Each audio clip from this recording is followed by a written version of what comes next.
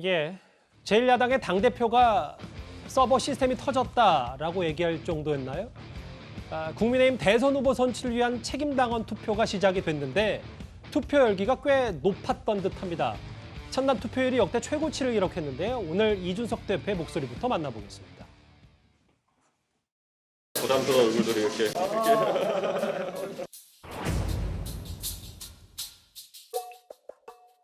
정권 교체를 향한 국민들의 이 강한 열망을 더 타오르게 하기 위해서는 이번 본경선에서는 60%를 넘어 70%에 달하는 투표율이 나왔으면 좋겠습니다.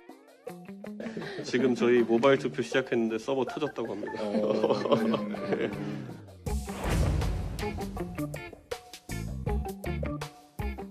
모바일 투표는 첫날인데 서버가 터지셨다고. 지금 10시 기준으로 17% 가까이 투표가 이루어졌다고 하는데 굉장히 빠른 숫자이고 그만큼 이 투표 개시를 기다리고 있던 우리 당원들이 많았다. 어느 때보다 열기가 있고 또 그리고 관심 많은 경선이었다. 이렇게 자평하고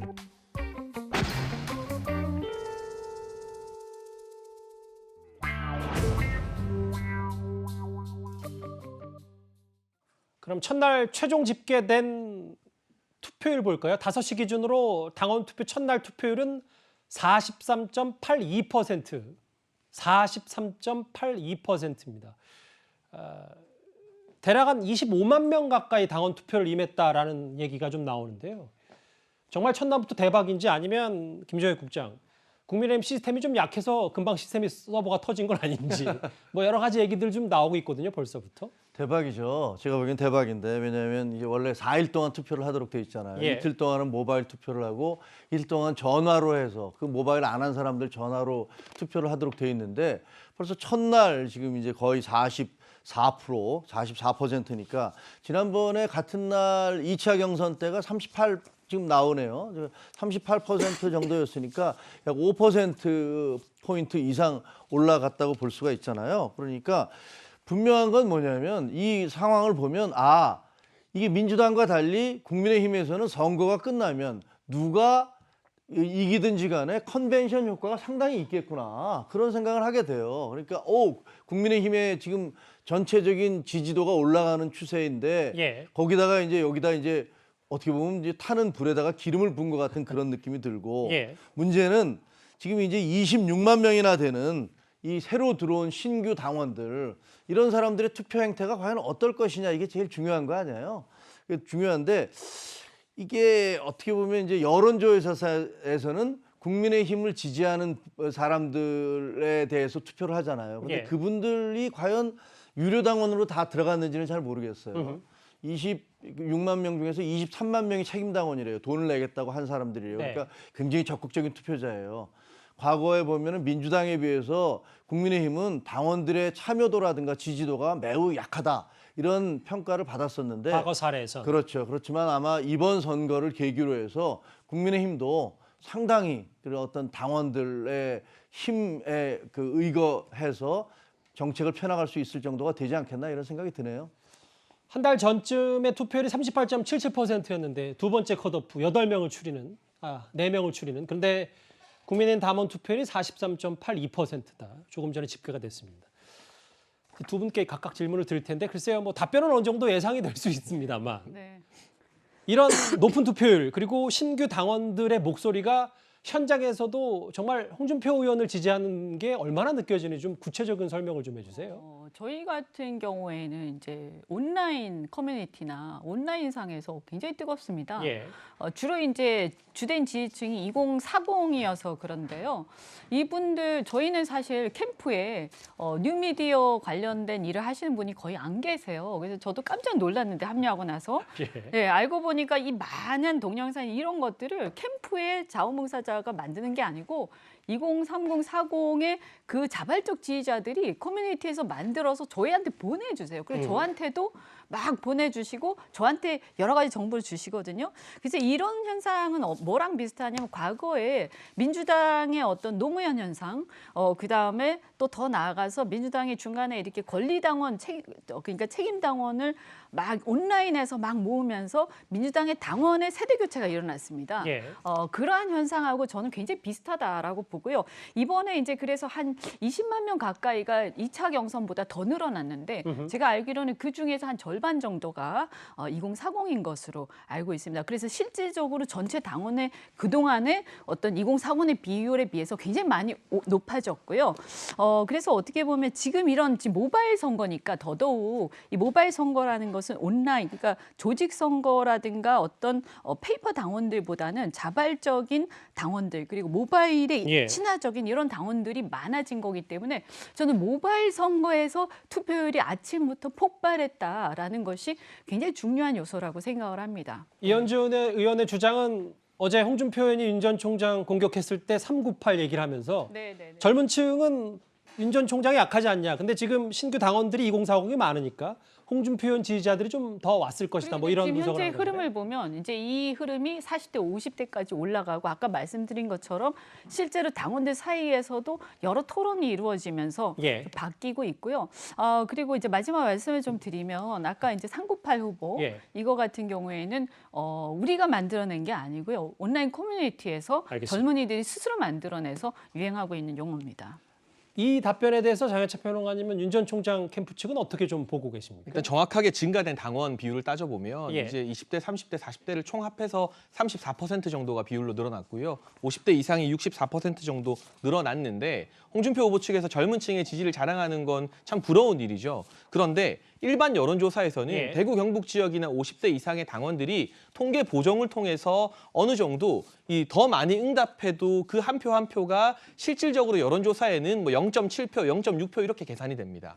그런데 전 당원 투표에서는 이 인구수나 당원 수가 압도적으로 많은 이 대구 경북 지역이나 50대 이상의 전통 국민의힘의 정권 교체를 정말 열망하는 이 전통 보수층의 표가 그대로 다 집계되기 때문에 사실 저는 3차 경선에서 당원 투표가 윤석열 후보에게 훨씬 더 유리할 거라고 보는 게 1차, 2차 경선에서는 8, 9월에 가입한 신규 입당한 분들이 투표권이 없었습니다. 1차는 당원 여론조사였고 2차는 전당원 투표였는데요. 그런데 8, 9월 두 달에 걸쳐서 신규 가입한 분들은 이번 3차 본경선에서 처음으로 전당원 투표 참여권을 얻게 되신 겁니다. 근데 제가 누차 강조드리는 것처럼 7월 30일 7월의 마지막 날에 윤석열 후보의 전격적인 입당이 있었고 그 이전에 윤석열 후보를 지지했던 많은 국민들은 윤 후보가 과연 국민의힘에 입당할까? 언제 입당할까? 기다리고 있다가 윤 후보의 입당을 보고 8월, 9월에 본격적인 입당 러시가 시작되었고요. 국민의힘의 대다수의 당협위원장들이나 현역 국회의원들이 이 윤석열 후보 지지 선언을 하고 캠프에 합류를 하면서 예. 또 8, 9월 두 달 동안 집중적으로 신규 당원 배가 운동을 했고 알겠습니다. 윤석열 예. 후보도 은평에 가서 1시간 만에 현장에서 1,500장의 신규 입당 원서를 마감시켰거든요. 그리고 마지막으로 25억 원이라는 후원금을 하루도 아니고 20시간 만에 마감시킨 그런 현장의 저력이 있기 때문에 그런 것들이 이 신규 당원 투표에서 고스란히 드러나지 않을까 싶습니다. 예. 네, 짧게 말씀을 드리면 어쨌든 그 모든 것들이 몇 달 전의 얘기다라고 말씀을 드리고요. 예. 지금 이제 전두환 발언과 개사과 그리고 그 전에 또 주술 또 오늘에 이어서 또 식용 논란까지 여러 상황들을 거치면서 상황은 굉장히 급변을 했습니다. 그래서 지금 상황은 어쨌든 윤 후보 계속 하락세에 있고 홍 후보는 상승세에 있기 때문에 어떤 열기가 그쪽에 있다 이렇게 하시는 건 너무 아전인수격이 아닌가 이런 생각이 들고요. 예. 지금 이제 조금 제가 정정을 해야 될 게 물론 이제 여러 여론조사 있다 보니까 말씀하시는 거겠지만 대구 경북 같은 경우에 지난주 같은 경우에 여론조사에서는 어쨌든 TK와 PK는 뭐 일찌감치 저희가 추월을 했고요. TK 같은 경우에도 한 10% 알겠습니다. 남짓으로 저희가 어쨌든 추월을 한 상태입니다. 물론 여론조사긴 하지만 그러나 TK에서 여론에서 우리가 이제 예. 앞서기 시작했다는 것은 굉장히 큰 의미가 있다고 생각을 합니다. 이번에 젊은 층과 함께 저희는 국민의힘의 어떤 정치 교체 그리고 기득권 교체의 어떤 정치 혁명도 함께 하자 이런 분위기가 좀 일어나고 있다고 생각합니다. 이현주 의원님이 몇 번 인용하셨던 그 여론조사는 저희가 바로 준비를 안 되기 때문에 저희 뉴스탑텐 네. 게시판에 바로 게재를 해서 인용 네네네. 얘기를 하겠습니다. 두 분 얘기는 좀 짧게 다 들었는데 이현정 의원님. 네. 근데 오늘 이준석 대표가 투표율이 70%를 넘기면 제가 한 달간 탄수화물을 끊겠다 이 발언을 했는데 뭐 여러 뒷말들이 좀 있는 것 같더라고요. 예, 우선 아까 말씀하신 여론조사 문제 여론조사가 지금 사실 워낙 많고요. 워낙 편차가 큽니다. 자, 그렇기 때문에 이걸 뭐 다들 자기 유리한 방향으로 이용하는 거는 굉장히 좀 저는 문제다고 생각이 들고요. 그리고 지금 이제 이준석 대표가 다이어트 이제 공약을 내건데 참 이준석 대표다운 저는 공약이라는 생각이 드는데 모르겠습니다. 많은 분들이 뭐 이준석 대표 다이어트에 얼마나 관심을 가질지는 모르겠어요. 뭐 요즘은 이 저탄수 고지방 이거 안 하면 뭐 고기만 먹는 다이어트도 있고 한데 어쨌거나 이준석 대표가 초기에 상당히 불안한 리더십이 좀 있었지 않습니까? 대선 후보들 공격하고 등등 하면서 당내에서 논란이 있었는데 특히 대장동 사태를 거치면서 상당히 리더십 자체가 좀 안정되어 가는 느낌이다. 그리고 또 당내에서도 나름대로 이준석 대표가 이제 이 대장동 문제를 가지고 싸움의 전면에 나섬으로 인해서 나름대로 당내의 리더십이 조금씩 확보되고 있는 거 아닌가 저는 그렇게 분석하고 있습니다. 여론조사 하나 또 한 번 볼게요. 김정은 국장 같이 한번 흐름을 보실까요? 예. 정당 지지도에서 물론 뭐 이번 주는 여러 그 조명, 언론의 조명을 국민의힘이 많이 받을 수밖에 없지만 그럼에도 10월 마지막 주 여론조사 결과가 당 지지도가 좀 격차가 더 벌어진다. 이걸 좀 어떻게 봐야 될까요? 아니 그 아까 말씀드린 대로 이게 국민의힘 경선이 계속 뜨겁게 진행이 되면서 국민적 관심이 계속 올라가고 있잖아요.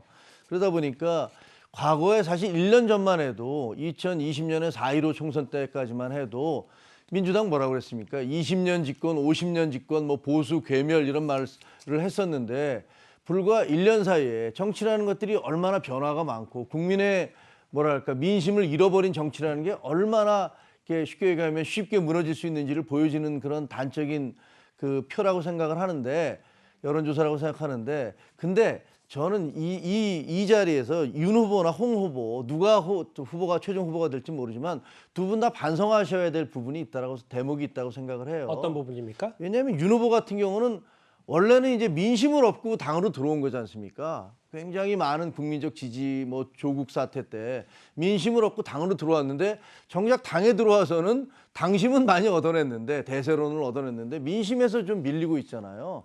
이런 부분에서는 왜 이런 일이 벌어졌을까 이걸 고민을 좀 해봐야 되고 또 마찬가지로 홍준표 후보 같은 경우는 당대표를 하셨잖아요.